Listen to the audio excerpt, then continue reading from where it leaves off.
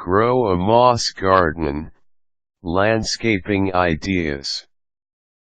Samurai movies, anime, and moss gardens, what do they have in common? All three rose to popularity in Japan before moving west into our cultural consciousness. In the case of moss gardens, the Japanese have been growing them for centuries. From a religious perspective, moss gardens have been thought to elicit a calm, contemplative state of mind. There are many different mosses from which to choose as you plan your garden: yellows, greens, browns, even white varieties. Some, like cushion mosses, provide just what their name suggests, while rock-cap mosses naturally offer a vibrant covering on any large rocks you'd like to put in your garden. Some plants that we consider mosses are technically not moss at all, but rather are classified as liverworts or hornworts. These plants look and behave similarly to moss.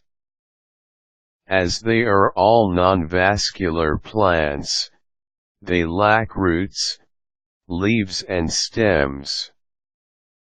Why would you want to start a moss garden, or simply let your current mosses live and thrive, as the case may be? Here are a few good reasons. In many cases, they're hardier than our ornamental grasses and flowers. Mosses thrive on water and low sunlight. Good news for the many moss lovers who live in temperate areas with lots of annual rainfall.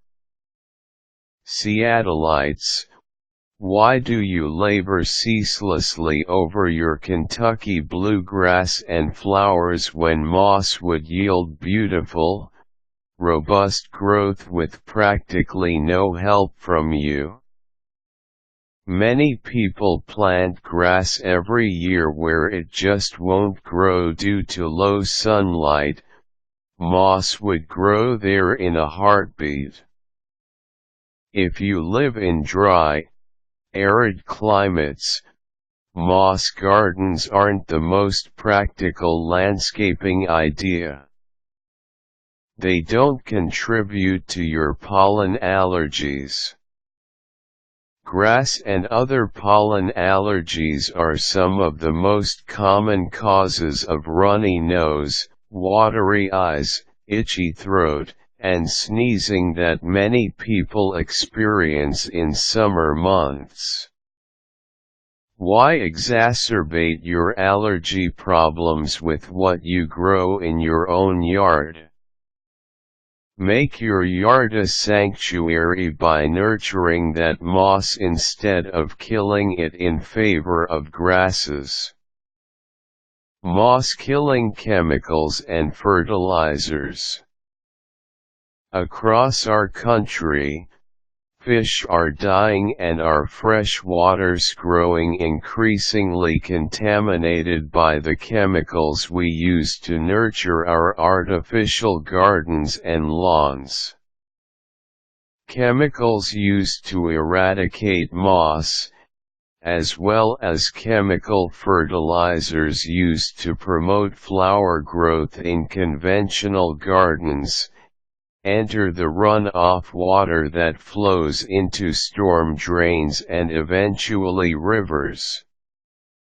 By embracing mosses and appreciating them for their natural beauty, we can also reduce our ongoing pollution and keep freshwater fish alive and healthy. Aesthetic beauty.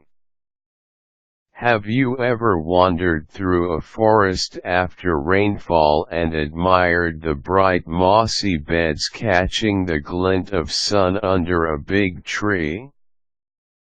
Grass could never look so brilliant. You could achieve that same beauty in your own backyard by growing a moss garden. As I said earlier, certain environments will be better suited for cultivation of a moss garden. First, it's important to understand the basic principles of landscaping. InstantLandscapingIdeas.com has lots of excellent tips you can use when you're planning your new garden design. Here are some guidelines as you plan your own moss garden. Water. Some mosses can survive lengthy dry periods, recovering quickly once they get moisture again. Most mosses, however, require moisture and low sunlight in order to thrive. If the location already has moss growing, that's generally an excellent indication that the place is hospitable to all mosses. Once your garden is thriving, the only care it generally requires is some misting with water during any dry spell. Shade. Unlike plants that need full sun, moss prefers to grow in part sun. In fact, moss is a great addition to any shade garden. The majority fare better in shady conditions, or at least places where they don't face constant sun exposure. A moderate amount of sun is fine. In sunnier areas, you can plan the location of your moss garden on the shady side of a large tree.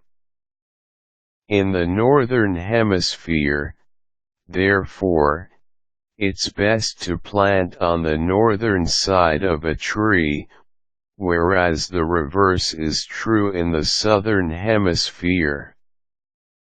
Again, if you choose a spot that already has mosses, you'll enjoy success with a moss garden. If part of your desired moss garden location has more sun exposure, in those spots try to plant mosses that aren't as shade dependent. Bryum mosses, found commonly on walls or in cracks along the sidewalk, fare better than most in direct sunlight. Grumia moss is another variety to consider for patches of heavier sun exposure. Preparing the soil. Weed the soil bed and remove any grasses. Moss will likely kill the grasses anyway, but removing any grass presence beforehand can ensure that your moss garden grows without any competition. Transplanting moss. Many of you already have mosses growing in your yard. Lucky you. You can just cut a chunk of moss mat and then move it to the desired location for your garden. When you transplant a mat of moss, moisten both soil and moss mat before you plant it in place. Make sure it rests at the same level as the rest of the ground around it. Most importantly, pack the soil tightly around and beneath it. If you have no moss in your yard already, or if you simply want other varieties, you can look for mosses at garden stores. However, mosses aren't always commonly found for sale at these stores. But don't lose hope. Look for mosses in your friends' yards and in other areas of public property where growth is probably undesired, like pavement cracks. You might even find what you're looking for at one of a few sites, like moss acres, that sell and ship chunks of common moss varieties. You don't even need moss mats. As a matter of fact, good news when it comes time to cull moss from a crack in the pavement. Though live moss mats are the best method for transplanting, you could also just pull up some moss with your hands, throw it into a blender with some diluted buttermilk, naturally, and then spread this cocktail over the designated soil bed. In several weeks, you should start to see the moss growing. Instead of constantly fighting a losing battle as you attempt to preserve the health of fragile, decorative flowers and grasses, consider the mossy alternative. A moss garden might just help you reconnect with the serenity of nature.